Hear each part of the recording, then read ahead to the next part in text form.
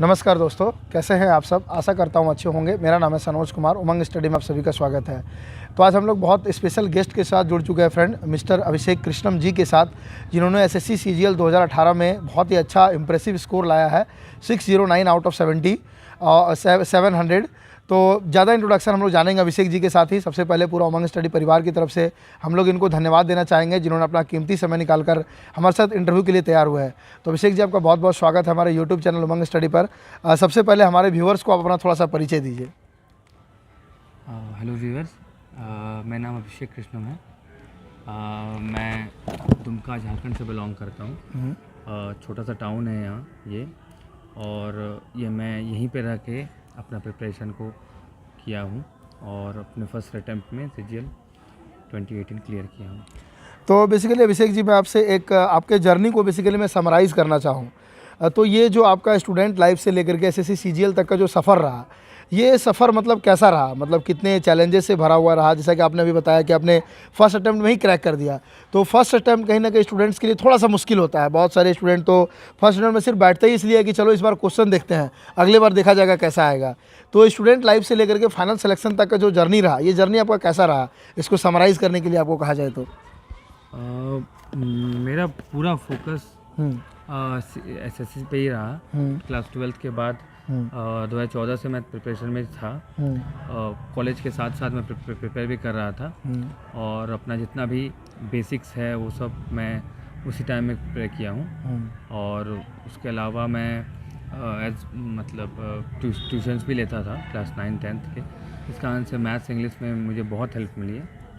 और उसके बाद 2018 में मेरा ग्रेजुएशन के सारे एग्ज़ाम्स कंप्लीट हुए, और उसके बाद एक साल जो भी प्रिपरेशन में लगा, तो उसके बाद ही जो रिज़ल्ट आया। तो अगर बेसिकली कहा जाए तो प्रिपरेशन एक साल के लगभग का ही था, क्योंकि 3 साल लगभग कॉलेज में ही बहुत सारा टाइम गया। लेकिन पैसिवली मैं प्रिपरेशन में 2014 से था, और फर्स्ट अटैम्प्ट था ये वाला, तो फुल फोकस के साथ मैंने प्रिपेयर किया और इसे क्रैक किया। तो बेसिकली यहाँ पे मैं आपसे एक चीज़ जानना चाहूँगा कि ये जो सीजीएल का आपने एग्जामिनेशन क्रैक किया, तो सीजीएल की तरफ से आपका पहले से प्री प्लान था कि मुझे सीजीएल ही करना है, या फिर बाद में आपने मन बनाया कि नहीं अब मुझे सीजीएल करना है? सीजीएल की तरफ से आपका मतलब जो इंटरेस्ट हुआ, डाइवर्जन हुआ, वो कैसे हुआ? मेरा पहले से ही फोकस सीजीएल पे था। इससे पहले मेरा 3 बार सीएचएसएल निकल चुका है। 18 वाला भी है, 17, 16 तीनों निकल गया है। बट मैं कभी भी टाइपिंग वगैरह पे कभी नहीं गया, क्योंकि मेरा पूरा फोकस सीजीएल पे था। सो मेरा पूरा रुझान था उसके ऊपर, तो मैं अपने प्रिपरेशन में रखा हूँ। अच्छा, तो आपका जैसे कि एजुकेशनल बैकग्राउंड की हम लोग थोड़ा सा बात करेंगे, तो मैट्रिक आपने कब किया, कहाँ से किया? मैट्रिक मैं दुमका से ही किया हूँ, और 2011 में स्कूल आउट मतलब स्टेट बोर्ड या सीबीएसई बोर्ड? सीबीएसई बोर्ड से हूँ, और 12th यहाँ पे जैक बोर्ड से ही, इसी दुमका से ही किया हूँ। और 2013 में एक साल मैंने ऐसे ड्रॉप लिया था, और उसके बाद से 2014 से प्रिपरेशन में हूँ। तो बेसिकली हम लोग प्रिपरेशन की थोड़ी सी बात करेंगे। तो ये जो आपका मतलब, आप सबसे पहले तो आप एकदम क्लियर थे कि मुझे एसएससी सीजीएल ही करना है, नथिंग एल्स। जैसे कि बहुत सारे स्टूडेंट्स में देखने को मिलता है कि वो बोलते हैं कि सिलेबस तो सबका सेम ही है जनरल कंपटीशन का, वो रेलवे भी करते हैं, बैंकिंग भी करते हैं, एसएससी भी करते हैं, थोड़ा बहुत कॉमन डिफरेंस होता है, जैसे कि एसएससी में इंग्लिश है, रेलवे में इंग्लिश नहीं है। तो आपको क्या लगता है कि दोनों मतलब मल्टीपल एग्जामिनेशंस की तैयारी साथ में करने में और एक बार एक पर्टिकुलर एग्जामिनेशन का डेडिकेटेड होकर तैयारी करने में, इन दोनों में अंतर क्या है, और आपको कैसे फ़ायदा हुआ पर्टिकुलर एक एग्जामिनेशन डेडिकेटेड होकर तैयारी किए? तो मैं हमेशा सबको जो हमेशा सजेस्ट करूँगा कि आप किसी एक चीज़ में फोकस करें, क्योंकि नॉर्मली अगर आप एक से अधिक चीज़ में फोकस करेंगे तो चांसेस है कि ना हो, और अगर हो भी जाए तो शायद आप बेस्ट पोस्ट ना पा पाएँ। क्योंकि अगर आप जानते हैं बहुत लोगों के लिए सीजीएल बहुत बड़ा मैटर करता है, बट होता क्या है कि सीजीएल में बहुत सारे ग्रेड पेज हैं। अगर आप देखेंगे तो अच्छा ग्रेड पे के लिए आपको बहुत अच्छा मार्क्स चाहिए होता है, 4600 ग्रेड पे के लिए अगर आपको चाहिए, अगर मान लीजिए तो। लेकिन अगर आपका 2400 ग्रेड पे का जॉब आ जाता है तो आप लाइफ टाइम रिग्रेट ही कीजिएगा, ये थोड़ा सा और मेहनत कर लिए होते तो अगर आप फोकस एक पे रखिएगा तो बहुत अच्छा मैटर करता है। और अगर आप 10 चीज़ों में फोकस कीजिएगा तो चांसेस बहुत कम हो सकते हैं आपके। नेक्स्ट हम लोग बात करते हैं। आपने बहुत अच्छी बात कही कि एक बार अगर आप मल्टीपल चीज़ों में एनर्जी लगाएंगे तो एनर्जी आपके पास लिमिटेड है। तो ऑब्वियस सी बात है, 2 जगह एनर्जी लगाएंगे तो आपका एनर्जी डिस्ट्रीब्यूशन हो जाएगा। नेक्स्ट हम लोग बात करते हैं, आपने क्लियर कर लिया कि अब मुझे सीजीएल ही करना है, तो आपका जो प्रिपरेशन स्ट्रैटेजी होता था, वो प्रिपरेशन स्ट्रैटेजी क्या होता था, मतलब आपका अप्रोच क्या था, किस तरीके से आप मतलब अपना जो शेड्यूल था उसको किस तरीके से डिस्ट्रीब्यूट किए थे कि कौन सा सब्जेक्ट को मुझे कितना टाइम देना है, किस तरीके से मुझे पढ़ाई करनी है, किस तरह से आप मॉक टेस्ट लगाते थे, तो आपका ओवरऑल स्ट्रैटेजी क्या था प्रिपरेशन स्ट्रैटेजी की मैं बात करूँ तो? सबसे पहले मैं अपने बैकग्राउंड के बारे में बताना चाहूँगा। मैं सिंपल फैमिली से बिलोंग करता हूँ और मैं ट्यूशन्स भी लेता हूँ क्योंकि फैमिली को सस्टेन करने के लिए। तो मैं क्लास 12 से ही मैं ट्यूशन्स पढ़ा के फैमिली को भी सपोर्ट करता हूँ और पढ़ भी रहा हूँ। इस कारण से मुझे लगभग 5 से 6 घंटे ट्यूशन पढ़ाने पड़ते थे। तो मेरे पास 5 से 6 घंटे कम होने के कारण से मैंने खुद से कैलकुलेट किया कि मैं जीके को थोड़ा कम वैल्यू दूंगा। तो मैं क्योंकि मैथ अगर आप देखेंगे एसएससी का सिलेबस पैटर्न एग्ज़ाम का, तो आपका इंग्लिश 250 मार्क्स का होता है और मैथ्स 250 मार्क्स का होता है, तो और 100 मार्क्स तो डिस्क्रिप्टिव है। तो अगर देखा जाए तो आपके पास 600 मार्क्स आउट ऑफ 700 मार्क्स सिर्फ मैथ इंग्लिश आपको देता है। तो मेरा पूरा फोकस था कि मैं मैथ और इंग्लिश को बेस्ट रखूं। इस कारण से मैं मैथ में मेरे इंग्लिश में मेरे 193 मार्क्स थे मेंस में, और मैथ्स में मेरे 167 मार्क्स थे मेंस में। सो मैंने जीके को बहुत कम वैल्यू देते हुए, क्योंकि मेरे पास टाइम चूँकि कम था, तो मैंने अपने टाइम को अपने तरफ से यूज़ किया और मेरा मेन फोकस था, तो मैं इंग्लिश पे और मैथ्स पे ज़्यादा फोकस कर रहा हूँ। और इंग्लिश और मैथ्स में भी अगर देखा जाए तो मैथ्स पे मैं हमेशा बेसिक पे ध्यान देता था। क्लास 9, 10th के बुक चूँकि मुझे ट्यूशन्स पढ़ाने पड़ते थे, तो उस कारण से मुझे बहुत फ़ायदा पड़ा उससे मुझे। और मैं किसी भी स्टूडेंट को सजेस्ट करूँगा कि वो ज़रूर ट्यूशन्स लें, फ्री ही हो बट वो ज़रूर लें 9, 10th की, क्योंकि आप उससे बेस बहुत अच्छा हो जाता है आपका और आपका क्वेश्चन सॉल्विंग एटीट्यूड भी बहुत चेंज हो जाता है। और उसके अलावा इंग्लिश पे मैं बुक्स पे वाइज कहा जाऊँ तो 2-3 बुक्स में मैं सिमट कर रह जाऊँगा। एक एसपी बख्शी बुक्स थी, एक mirror of common error grammar के लिए, और एमबी बुक जो कि एक क्वेश्चन बैंक की है। उसके अलावा मेरा मेन फोकस हमेशा पेपर्स पे रहा है। पेपर्स पे मैं सबसे ज़्यादा टाइम दिया हूँ इंग्लिश को लेके, और मैथ्स पे मैं हमेशा बेसिक्स पे रहा हूँ। ठीक है, आपने एक बहुत यहाँ पे अच्छी बात कही कि ट्यूशन्स को लेकर के बेसिकली मेरी काफ़ी स्टूडेंट्स से बात होती है, वहाँ पे स्टूडेंट्स क्लियरली कहते हैं कि मैं जो ऐसा कि अपने टाइम्स को पूरी तरह से चाहता हूँ कि मैं अपनी तैयारी में दूँ। तो इसको आपने साबित करके दिखाया कि यदि अगर आपका एम क्लियर है तो जो भी सारी चीज़ें हैं जो एजुकेशन से रिलेटेड है वो आपको गोल को अचीव करने में ही हेल्प करती है। यहाँ पे एक और इम्पॉर्टेंट बात आती है कि जैसे कि आपने तो फर्स्ट अटेम्प्ट में ही क्लियर कर दिया, तो ये फर्स्ट अटेम्प्ट में क्लियर करने का राज क्या था आपका? क्योंकि मैंने बहुत कम ऐसे स्टूडेंट्स से मिला हूँ जिन्होंने चाहे कोई भी एग्जामिनेशन हो, अब वो लगातार कंटिन्यू मेहनत करते रहे, तो 1 अटेम्प्ट 2 अटेम्प्ट में 3 अटेम्प्ट में हुआ है लेकिन हो गया। तो आपका फर्स्ट अटेम्प्ट में ही सिलेक्शन का अगर कोई आपसे एक वो पूछो तो वो क्या रहा आपका? सबसे इम्पॉर्टेंट चीज़ है कि मैंने अपने वापसी का रास्ता हमेशा बंद रखा है, कि मैंने ऐसा कोई रास्ता नहीं रखा जो जिससे मैं बैक जा सकूं। जैसे मुझे बहुत कोई ने सजेस्ट किया कि आप रेलवेज़ के फॉर्म भरो या आप बीएड करो या एमए करो। ये सब चीज़ें आपको बैकवर्ड्स की तरफ आपको ये करती है। जब भी आपका लाइफ में प्रॉब्लम्स आएगा, आपका ब्रेन कहेगा कि आपके पास तो बीएड का डिग्री है, आप चिल होकर कर सकते हो। बट ये सब डिग्री ना होने के कारण से ब्रेन हमेशा टेंस रहता है कि आपके पास कुछ नहीं है, इट मीन्स आपको आगे ही पढ़ना है। That's burn one's own boats, एक फ्रेज़ होता है इंग्लिश में कि वापसी का रास्ता बंद कर देना। मैंने अपने सारे बोट्स को बंद कर दिया था, जला दिया था, ताकि मैं बैकवर्ड्स ना जा सकूँ। सो एक ही तरफ का रास्ता था, वो था फॉरवर्ड। That's why. जी हाँ, आपने यहाँ पे एक बहुत रिमार्केबल और बहुत मतलब लॉजिकल और बहुत सही बात कही है कि अपने लिए हमेशा सारे रास्तों को बंद कर दो, क्योंकि जहाँ आपके पास मल्टीपल रास्ते होंगे फिर आपका दिमाग उसी तरीके से काम करने लगेगा कि इधर नहीं भी सिलेक्शन होगा, मेरा इधर तो रिजर्व रखा हुआ है। तो यहाँ पे फिर एक बात और आती है कि स्टूडेंट्स के मन में कहीं ना कहीं ये भी तो होता है कि क्या दिक्कत है, इस बार सिलेक्शन नहीं होगा, अगली बार हो जाएगा। फिर उसका रास्ता आपने कैसे बंद किया? ना मैंने हमेशा फोकस रखा था कि मुझे फर्स्ट अटेम्प्ट में ही क्रैक करना है उसको लेके। और चूंकि मैं कोई फॉर्म नहीं भरता था, इस कारण से डर तो हमेशा रहता था। इसी कारण से डर से मैं थोड़ा ज़्यादा भी पढ़ पाता था मैं, और यही मेरा एक स्ट्रैटेजी था मेरा मेनली। थोड़ा सा हम लोग बात करेंगे CHSL के ऊपर भी। आपने कहा कि CHSL में आपका 3 बार सिलेक्शन हुआ लेकिन आप टाइपिंग के लिए गए ही नहीं। तो यहाँ पे थोड़ा सा मेरे मन में एक सवाल आ रहा है कि जब आपको पता था कि टाइपिंग में मुझे नहीं जाना है और जाते भी नहीं थे, तो फिर आप फॉर्म भरते ही क्यों थे? आप भरते थे तो 1 बार भरे, फिर 2 बार भरे, फिर तीसरा बार भी भरे। इसका क्या कारण था? मैं अगर क्योंकि आपका जब जितना बार आप एग्ज़ाम दोगे थोड़ा आपका एक्सपीरियंस बढ़ता है एग्ज़ाम में।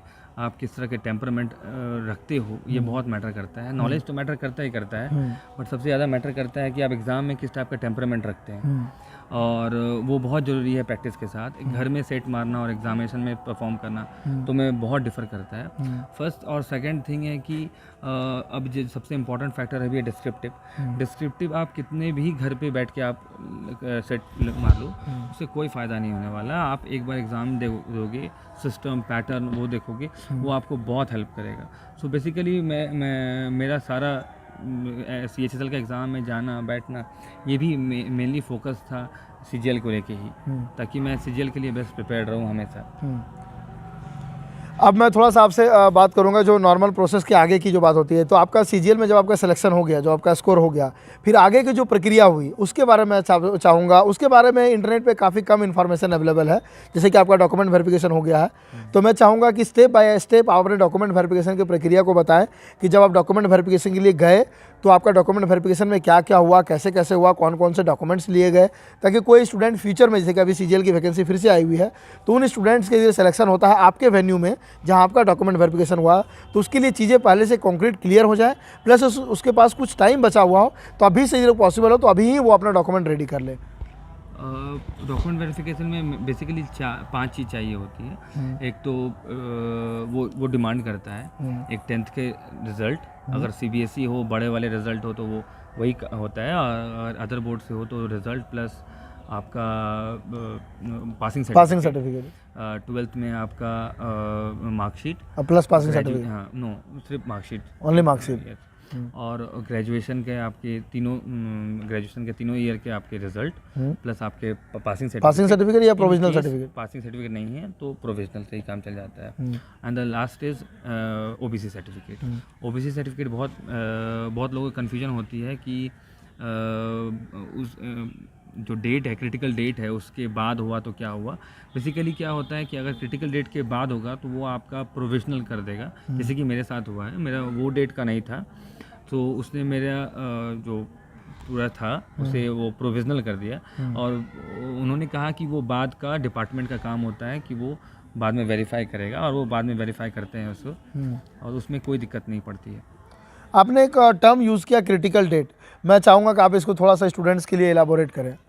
जब फॉर्म आता है जिस समय उसमें एक डेट रहता है, उस डेट से पहले या उस डेट तक का आपको OBC सर्टिफिकेट चाहिए होता है। वही डेट आपका वो अगर वो डेट तक के आप OBC सर्टिफिकेट देते हैं तो वो आपको क्लियर कर देता है, और एल्स आपको प्रोविजनल में डाल देता है। आप जब आपका वो फॉर्म को फिर से फिल करेंगे, जब आप वेरिफिकेशन में जाओगे तो वो आपके सामने एक ऑनलाइन फॉर्म फिल करेंगे वो, और वो फाइनल में रिमार्क्स देंगे, तो वो रिमार्क्स में वो लिख देंगे OBC not of the critical date, और वो प्रोविजनल ब्रैकेट बोल देंगे। मैं आपसे रिक्वेस्ट करना चाहूँगा कि आप इसको एक एग्जांपल दे करके समझाएं स्टूडेंट्स को। जैसे एग्जांपल के तौर पे मानता हूँ आज हम लोगों का डेट है 13 फरवरी, तो मान लेते हैं CGL की इस बार की जो वैकेंसी आई है उसका डेडलाइन डेट है 31 जनवरी, तो आप इसको थोड़ा एग्जांपल लेके समझाएं। इस बार वाला मैं CGL तो डाला तो नहीं हूँ, बट अगर आप फॉर्म्स खोलिएगा जो नोटिफिकेशन आया था उसमें उसको डेट दिया है, जैसे आपका जैसे अपीयरिंग कैंडिडेट का जो डेट आता है इसमें CGL में बहुत लोगों को होता है कि अपीयरिंग कैंडिडेट का मतलब कि आप पार्ट 3rd में हैं तो आप अपीयर हैं, नहीं होता है। वो आपका रिज़ल्ट अगर एग्ज़ाम से पहले तक का अगर आ जाता है तो वो आप एक्सेप्ट करते हैं। जैसे मान लीजिए अगर उन्होंने डेट दे रखा है 1 अगस्त का, और 1 अगस्त के पहले तक आपका रिज़ल्ट नहीं इशू होता है तो वो आपको एक्सेप्ट नहीं करेंगे। इसी प्रकार आपका है प्रोविजनल डेट, जो आपका क्या बोल रहे थे, ये मतलब क्रिटिकल डेट जो है आपका OBC में भी रहता है आपका, तो जो आपका नोटिफिकेशन आता है उस डेट में ही आपका उसमें उल्लेख रहता है उस डेट का कि आपको इस डेट से पहले तक का लाना है। बट अगर आपके पास है दैट्स गुड, अगर नहीं है तो भी कोई दिक्कत नहीं पड़ता है, बिकॉज आगे का डिपार्टमेंट आपको सपोर्ट करता है, वो वेरिफिकेशन में आपका कोई दिक्कत नहीं होता है। यहाँ पे एक और स्टूडेंट्स के मन में क्वेरी आता है कि जब आप ओबीसी को लेकर के थोड़ा स्टूडेंट ज़्यादा परेशान होते हैं, मुझे दिखते हैं कि एक तो क्रिटिकल डेट की आपने बात करी कि जो आपका फॉर्म आया था, फॉर्म में मेंशन है कि आपका इस तारीख से पहले का ओबीसी सर्टिफिकेट होना चाहिए। दूसरा एक वहाँ पे डिमांड होता है कि आपके पास एक लेटेस्ट सर्टिफिकेट भी होना चाहिए, क्योंकि जो फॉर्म आता है वो काफ़ी पहले आता है, 1-2 साल पहले, 1-2 साल के बाद डॉक्यूमेंट वेरिफिकेशन होता है, तो तब तक सीन काफ़ी बदल जाता है। कभी कभी क्या देखने को मिलता है, सेंट्रल गवर्नमेंट का लिस्ट में कुछ ओबीसी ऐड हो गए हैं, कुछ ओबीसी रिमूव हो गए हैं, तो उनका कहना होता है कि आप एक तो फॉर्म भरने से पहले का ओबीसी देंगे और एक लेटेस्ट ओबीसी देंगे, ताकि ये मालूम चल सके कि फॉर्म भरने से पहले भी आप ओबीसी में थे और अभी भी आप ओबीसी में हैं। नहीं, नियम कहता है कि फॉर्म भरने से पहले अगर आप ओबीसी लिस्ट में हैं और फॉर्म भरने के बाद कुछ भी होता है उसका कोई मान्य नहीं होता है, या इसके ठीक विपरीत अगर आप फॉर्म भरने से पहले ओबीसी नहीं थे बट फॉर्म भरने के बाद अगर आप ओबीसी बन जाते हैं तो आप ओबीसी नहीं कंसिडर किए जाते हैं। आपका मेन यही सिस्टम होता है। तो फिर लेटेस्ट वाला क्यों स्टूडेंट से डिमांड किया जाता है? लेटेस्ट की बात कभी नहीं मुझे मतलब एसएससी में बात की नहीं, वो रेलवे में बात की जाती है, तो वो एक डिफरेंट इशू है। ठीक है, मैं आपसे एक और चीज़ पे आपसे थोड़ा सा इलाबोरेशन चाहूँगा कि ये जो डॉक्यूमेंट वेरिफिकेशन की आपकी प्रक्रिया हो चुकी है, तो आपने कहा था कि आप ट्यूशन्स भी पढ़ाते थे, तो मल्टीपल चीज़ों के बीच में जो बैलेंस का काम होता था, वो बैलेंस कैसे मेंटेन करते थे आप? अभी तो बहुत ऑनलाइन का ज़माना है। जैसे मैं ट्यूशन्स पढ़ाते पढ़ाते भी मैं कभी कभी एक एसएससी अड्डा वगैरह का सेट मैं मार लिया करता था इंग्लिश का, या उसके अलावा मैं थोड़ा बहुत कैलकुलेशंस पे भी ध्यान रखता था। मैं वर्ड्स के अगर मुझे कुछ वर्ड्स याद करने होते थे तो मैं उसे छोटे छोटे कागज़ों में लिख लेता था। एक छोटा छोटा मतलब इतना साइज़ का मैं कागज़ बना के उसमें छोटे छोटे वर्ड्स को लिख लेता था, और जब भी मुझे टाइम मिलता था या जब भी ट्यूशन पढ़ा रहा हूँ कुछ 1-2 मिनट 5 मिनट का हमको तो गैप मिला तो उसमें मैं अपना रिवीजन कर लिया करता था। तो मैं फुल्ली हमेशा अपने दिमाग को उसी जगह पे फोकस रखता था, क्योंकि मुझे एसएससी में ही जाना है। सो इस कारण से क्या होता है कि मैं हमेशा मोटिवेटेड भी रहता था और हमेशा फोकस रहता था। मतलब आप फिजिकली कहीं भी प्रेजेंट हो लेकिन मेंटली आपका हमेशा वहीं सेट होता था। ये आपका बैलेंस का मेन रीज़न था कि आप एक्चुअली बैलेंस आपको करना ही नहीं पड़ता था, आप ऑटोमेटिक उस तरफ ही हमेशा इंक्लाइंड रहते थे, भले लोगों को वो चीज़ दिखता ना हो। तो एक चीज़ और मैं यहाँ पे आपसे जानना चाहूँगा कि ठीक है आपने फर्स्ट अटेम्प्ट में क्रैक कर दिया, बहुत कम टाइम में क्रैक कर दिया, लेकिन फिर भी एक ये जो जर्नी आपका बहुत लंबा तो नहीं कहेंगे, बहुत एक शॉर्ट ही जर्नी रहा। तो इस शॉर्ट जर्नी में आपको भी कभी ना कभी शायद हो सकता है, पता नहीं आप बताएंगे आता है कि नहीं आता फीलिंग आपको, कभी कभी थोड़ा सा मोटिवेशन डाउन होता होगा कि यार मतलब कर रहे हैं थोड़ा सा नहीं हो रहा है, या कभी पढ़ने का मन नहीं करता होगा। ऐसा बहुत सारे स्टूडेंट के साथ होता है, इतनी लंबी जर्नी में कभी मोटिवेशन डाउन होता है। तो क्या आपके साथ कभी ऐसा होता था तो इसको कैसे आप ओवरकम होते थे इस चीज़ से? मैं एक चीज़ हमेशा कहना चाहूँगा कि मैंने ये महसूस किया है कि प्रेशर में आप पढ़ाई नहीं कर सकते, सबसे इम्पोर्टेंट थिंग। और प्रेशर बन ही जाता है, माउंट हो ही जाता है कि अगर जॉब ना हो तो। मैंने हालांकि अपने अदर रास्ते बंद रखे थे, बट मैं हमेशा पढ़ाई जब करता था तो ये सोच के करता था मैं कि इन केस अगर मेरा एसएससी नहीं होता है तो मैं अपने स्टडीज़ को इतना अच्छा रखूँगा कि मैं आगे ट्यूशन्स या कॉम्पिटिटिव ट्यूशन्स में भी करके अपने मैं लाइफ को सस्टेन करूँगा और अच्छे से ज़िंदगी को व्यतीत करूँगा। इस टाइप से होता था क्या कि जब तो मैं कभी भी टेंशन से नहीं पढ़ता था, मैं हमेशा फ्री माइंड होकर पढ़ता था कि क्योंकि मोस्ट इम्पॉर्टेंट थिंग कि job is not everything, but एक लाइवलीहुड का सवाल हमेशा आता है कि आप लाइवलीहुड में क्या करेंगे। Teaching is a great thing, आप लाइफ टाइम दूसरों को मोटिवेट करते हैं और आप इसी लाइन पे रहेंगे। इससे एक फ़ायदा यही होता था कि मुझे कि मैं हमेशा फोकस रहता था अपने पढ़ाई पे और हमेशा चिल रहता था कि मुझे किसी चीज़ की दिक्कत ना हो। तो हालांकि आपने ही इसका जिक्र कर दिया, लेकिन फिर मैं आपसे इस पर थोड़ा सा इलाबोरेशन चाहूँगा आपका।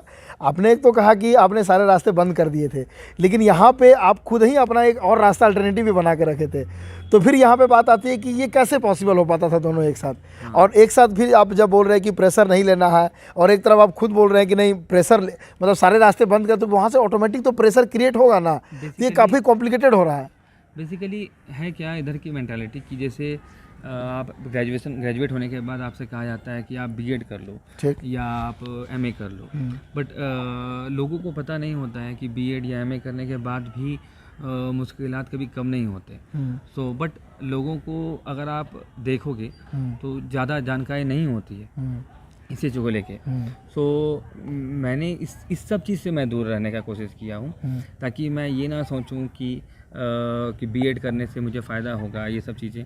अच्छा, सेकंड थिंग इज़ दैट कि मैं दो रास्ते वाले बात मैंने इसलिए कर रहा हूँ मैं, क्योंकि होते क्या है कि लोगों को लगता है कि मैथ, रीजनिंग और इंग्लिश और जीके यही 4 चीज़ तो हैं, रेलवे में भी वही आते हैं, बैंक में भी वही आते हैं, एसएससी में भी वही आते हैं। बट अगर आप गौर से देखोगे तो बैंक में जैसे आप देखोगे रीजनिंग का लेवल बहुत हाई होता है, वही एसएससी में रीजनिंग का लेवल बहुत लो होता है। अगर आप बैंक के मैथ्स देखोगे तो वो बहुत कैलकुलेटिव होते हैं, जस्ट कैलकुलेशंस है, बट एसएससी के मैथ्स के लेवल अलग है। सो मैंने बैकग्राउंड का रास्ता बंद करने का बस यही सिस्टम था कि मैं ये जो सिस्टम है कि मुझे रेलवे भी करना है, बैंक भी करना है, एसएससी भी करना है, ये ना करूँ मैं, और बीएड ये सब चीज़ से मैं दूर रहने का कोशिश करता हूँ। बट एक सवाल कभी कभी आपके दिमाग में आ ही जाता है कि व्हाट इफ़, कि अगर ना हो तो क्या। सो अगर ये एक टेंशन माउंट हो जाता है, अगर आपका टेंशन ज़्यादा बढ़ जाएगा तो आप आप अच्छे से परफॉर्म ना कर पाएँ। सो जब भी मुझे आया था तो मैं हमेशा यही सोचता था कि अगर मुझे एसएससी नहीं हो पाता है सो मैं ट्यूशन्स पढ़ाऊँगा। तो इससे क्या होता था कि मैं थोड़ा सा कूल डाउन हो जाता, और मैं तब जब मैं ये बात बोलता था खुद को कि अगर एसएससी नहीं हो पाएगा तो मैं ट्यूशन पढ़ाऊँगा, उसके लिए भी मुझे अच्छे से पढ़ना होगा। सो घूम फिर के साइकिल आया था कि मुझे अच्छे से ही पढ़ना है, तो इससे मैं फिर अपने जगह पे रह जाता था, और ना पढ़ के कि मैं अपने ही लाइन पे रहता था, फोकस मेरा वही रह जाता था, और जबकि मेरा टेंशन भी रिलीव हो जाता था। चलिए, वाकई आपका जो बैलेंस का जो तरीका है वो काफ़ी यूनिक लगा और वाकई इम्प्रेसिव लगा। नेक्स्ट मैं आपके कंटेंट पे थोड़ा सा आना चाहूँगा कि आपका जो स्टडी मटेरियल होता था, आपका जो कंटेंट होता था, वो क्या होता था, कौन कौन से सोर्सेज का आप सहारा लेते थे, और क्या जो आप रिकमेंड करते हैं वो एक स्टूडेंट के लिए भी हेल्पफुल हो सकता है, या उन स्टूडेंट्स को अपने हिसाब से कंटेंट तय करना चाहिए? हर लोगों की अपनी स्ट्रैटेजी अलग होनी चाहिए, क्योंकि जो आपके एग्जिस्टिंग सिचुएशन को मैच करे। मैंने अपनी स्ट्रैटेजी अपने हिसाब से बनाई थी। सो मैं पेपर से बहुत हेविली डिपेंड करता था, क्योंकि पेपर अभी के जैसे क्वेश्चंस आ रहे हैं एग्ज़ाम में इंग्लिश के जैसे, तो वो जो वर्ड्स या जो भी आ रहे हैं वो पूरे रीडिंग कॉम्प्रिहेंसिव पे बेस्ड हो रहे हैं, जो कि आप वर्ड्स याद करके या ग्रामर सीख के नहीं कर सकते हैं। अभी आप अगर कॉमन एरर्स भी देख लो, अगर आप टीसीएस जब से आए हैं तो वो कॉमन एरर भी रीडिंग बेस्ड होता है। अगर आपकी रीडिंग अच्छी है, रीडिंग इन द सेंस की समझना, नॉट ओनली रीडिंग, वो अच्छी है, तो आप कॉमन एरर भी बहुत कम ग्रामर के भी आप सॉल्व कर सकते हो।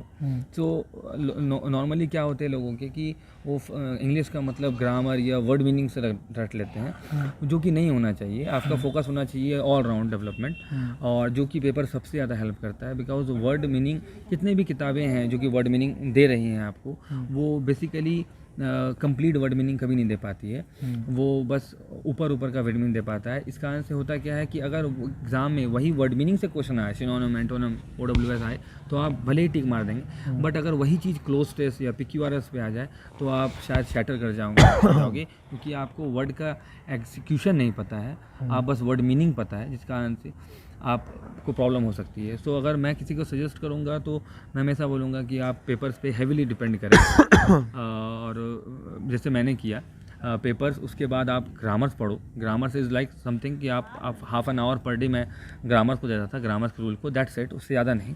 और ग्रामर्स के रूल अगर आपको अच्छे से याद हैं तो आप इजीली टिक कर सकते हो एग्ज़ाम में क्वेश्चंस।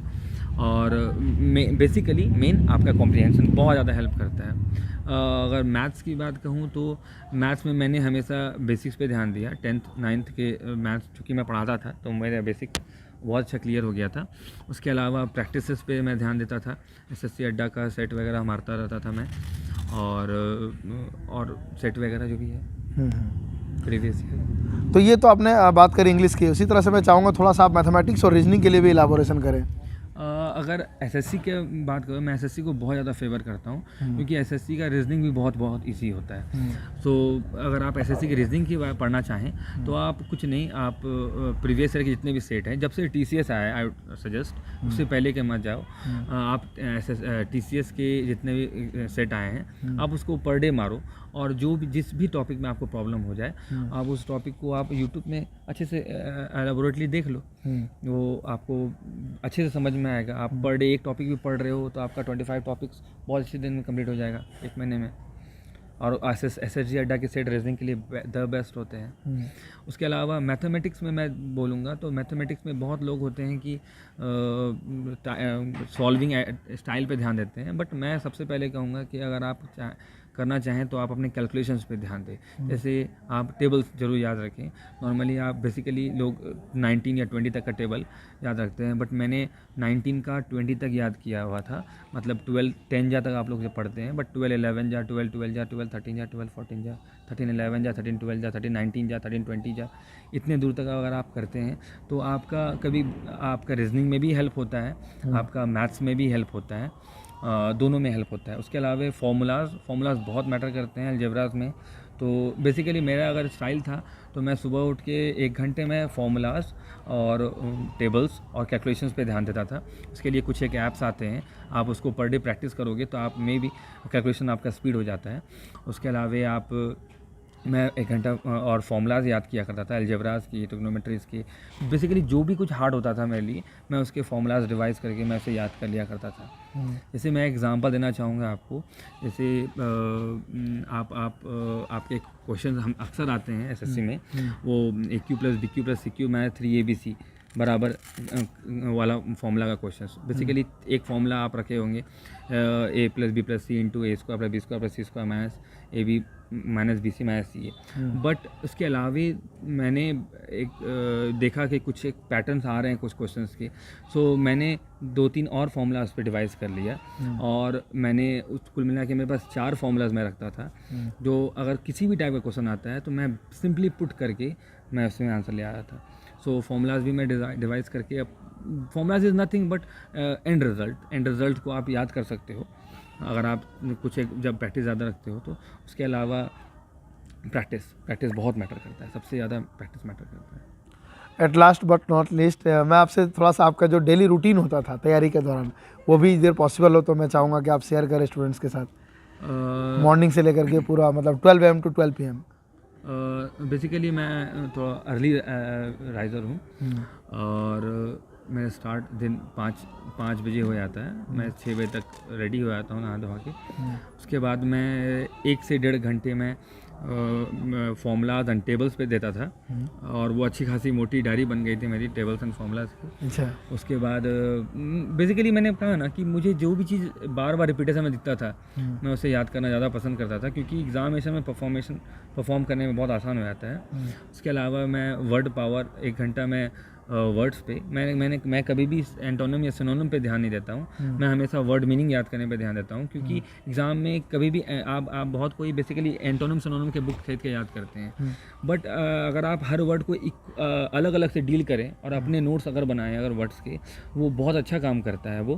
क्योंकि एग्ज़ाम में कोई भी एक ही वर्ड का एक ही एंटोनिम होगा ऐसा कोई सिस्टम नहीं है। उसके अलावा 1.5 से 2 घंटे में वर्ड्स एंड फ्रेजेस को देता था। उसके बाद प्रैक्टिसेस करता था, जैसे मैथ के रिविजन्स वगैरह किया, सेट प्रैक्टिस वगैरह किया। इवनिंग में फिर दोपहर में मैं ज़्यादा थोड़ा इधर उधर ही कॉलेज वगैरह, जो मेनली मेरा 4 साल रहा, 14 से 18। और इवनिंग में फिर मेरा ट्यूशन्स हुआ करता था, लगभग 3 बजे से लेके 6 7 8 बजे तक चला आया था मेरा ट्यूशन्स। और उसके बाद वहाँ से आने के बाद फिर थोड़ा बहुत फिर पढ़ पाता था।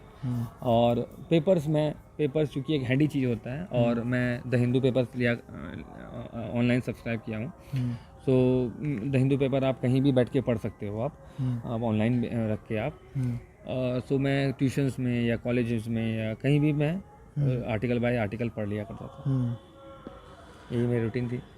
वाकई इम्प्रेसिव था। एक और चीज़ मैं आपसे जानना था, एग्जामिनेशन फियर, जैसा कि आपने कहा कि आप CHSL इसलिए देते थे ताकि एग्जामिनेशन के माहौल से आप वो हो सके, तो क्या आप फर्स्ट टाइम देने जा रहे थे CGL प्लस ने, आपने इसकी डेडिकेटेड थे? क्योंकि जब स्टूडेंट डेडिकेटेड तैयारी करता है तो थोड़ा सा फियर होता है कि मैं जा रहा हूँ, मतलब मैं करो या मरो वाली स्थिति होती है कि क्या पता मैं कैसे परफॉर्म कर पाऊँगा नहीं कर पाऊँगा, ये एग्जामिनेशन का जो भी टाइम है 1 2 3 घंटे, ये मेरे लाइफ आगे तय करने वाला है। तो क्या इसको लेकर के आपका कोई अप्रोच था कि मुझे एग्जामिनेशन में किस तरीके से अप्रोच करना है पेपर को? मैं बहुत सिंपल सिद्धांत रखता था लाइफ में कि मैंने पहले ही कहा था, टेंशन्स में आप कभी परफॉर्म नहीं कर पाओगे। सो ये बात मैं बहुत अच्छे से जानता हूँ। सो मैं एक चीज़ में हमेशा रखता हूँ कि मैं टेंशन्स को कम रोड कर सकूँ। सो मैं हमेशा खुद को यही कहता था कि जॉब इज़ नॉट एवरीथिंग। आप लाइफ में जॉब ही आपको पैसा नहीं देगा। बेसिकली जॉब पैसे के लिए आदमी कर रहे होते हैं। अच्छा, उसके अलावे मैं ये भी कहता था खुद को कि जॉब तो गॉड के हाथ में है, बट परफॉर्म करना मेरे हाथ में है। सो आई एम ऑलवेज, मेरा हमेशा सेंटर रांची हुआ करता था और मैं रांची जाके बहुत इन्जॉय भी किया करता था। मेरा एग्ज़ाम मैं पूरा वैकेशन टाइप का होता था, 1-2 दिन का मैं जाता था तो पूरा एंजॉय करके आया था। क्योंकि मैं बेसिकली टेंशन नहीं लेना पसंद करूँगा, क्योंकि टेंशन में आप कभी परफॉर्म नहीं कर सकते अच्छे से। आप टेंशन ना लें, ये सबसे इम्पॉर्टेंट चीज़ है। और ये बात हमेशा याद रखिए कि आपका मेहनत आपको ज़रूर रिज़ल्ट देता है, और लेकिन God is everywhere, God is everything. God, आप जॉब होना ना होना ये किसी के ऊपर नहीं पता है, बट हाँ, आपका परफॉर्मेंस आपके हाथ में है। सो यही फैक्टर्स के साथ मैं हमेशा क्लासेस एग्ज़ाम्स दिया करता था, यही सब मोड। तो एक पूरे जर्नी का कोई एक आपसे पॉइंट पूछा जाए कि इस मतलब ये जो पूरा आपका सिलेक्शन का जो जर्नी रहा, इसमें एक पॉइंट जिसका कि बहुत इंपॉर्टेंट रोल रहा, बहुत क्रिटिकल रोल रहा आपके सिलेक्शन में, तो वो एक कौन से पॉइंट को आप मेंशन करना चाहेंगे कि हाँ वो जो पॉइंट था वो बहुत ही इंपॉर्टेंट रोल निभाया? मोबाइल थोड़ा साइलेंट कर दीजिए, आवाज़ है। बेसिकली सारे ही पॉइंट इम्पोर्टेंट रहे प्रिपरेशन के, बट मैं कहूँगा कि मार्च 2019 से जो जून 2019 का जो टाइम था, जून नहीं बोलूँगा, सितंबर तक, अगस्त तक का प्रिपरेशन बहुत मैटर किया। क्योंकि बेसिकली मैं उतना फोकस्ड नहीं रहता था हमेशा, और उस टाइम मैं अपने वर्क आवर बहुत ज़्यादा बढ़ा दिया था उस समय। तो वो बहुत फैक्टर आज भी मैं हमेशा सोचता हूँ कि वो टाइम बहुत इंपॉर्टेंट रहा मेरी लाइफ का। उसके बगैर करना मेरे लिए पॉसिबल शायद नहीं होता, या उतना अच्छा मार्क्स लाना पॉसिबल नहीं होता। तो इस सक्सेस का इधर आपको श्रेय देने के लिए कहा जाए तो इसका श्रेय आप किसको देना चाहेंगे? आपने आपके खुद को, आपने जो हार्ड वर्क किया, अपना खुद का जो डेडिकेशन था वो, या किसी टीचर का बहुत इंपॉर्टेंट रोल रहा, या आपके जो पेरेंट्स थे उनका रोल रहा? तो क्या लगता है इसमें सबसे ज़्यादा इंपॉर्टेंट रोल किसका था? बेसिकली सबको ही मिक्स था, और मेरी मम्मी, मेरी दीदी जो बहुत हेल्पफुल रही मेरे लिए, और वो मोटिवेशन के लिए सबसे इम्पोर्टेंट मेरी मम्मी और मेरी दीदी रही है हमेशा। और मेरे हार्डवर्क सबसे ऊपर। चलिए ठीक है, thank you so much for joining us. बहुत अच्छा लगा आपसे मिल करके। तो एट लास्ट स्टूडेंट्स के लिए कोई फाइनल मैसेज, जो भी स्टूडेंट्स किसी भी एग्जामिनेशन की तैयारी कर रहे हैं? मैं बस एक ही बात कहना चाहूँगा कि किसी एक चीज़ में फोकस रहें और बेस्ट मार्क्स स्कोर करें। क्योंकि जैसे एक जोक कहा जाता है, इसमें मैंने बहुत बचपन में सुना था वो जोक। एक आदमी डूब रहा था और वो पहले वो भोलेनाथ को बुलाए, हे भोलेनाथ मुझे बचा लो। वो कुछ देर वेट किए, उसके बाद फिर वो बोले हे विष्णु जी मुझे बचा लो। वो फिर थोड़ा देर और वेट किए, फिर वो बोले हे ब्रह्मा जी मुझे बचा लो। फिर कुछ नहीं हुआ, फिर वेट किया, फिर बोला हे दुर्गा माँ मुझे बचा लो, और वो तब तक मैं मर गया। सो जब वो ऊपर स्वर्ग में गया तो वो भगवान से पूछा, भोलेनाथ से, कि आपने मुझे क्यों नहीं बचाया? तो उसने कहा कि मैं बस जा ही रहा था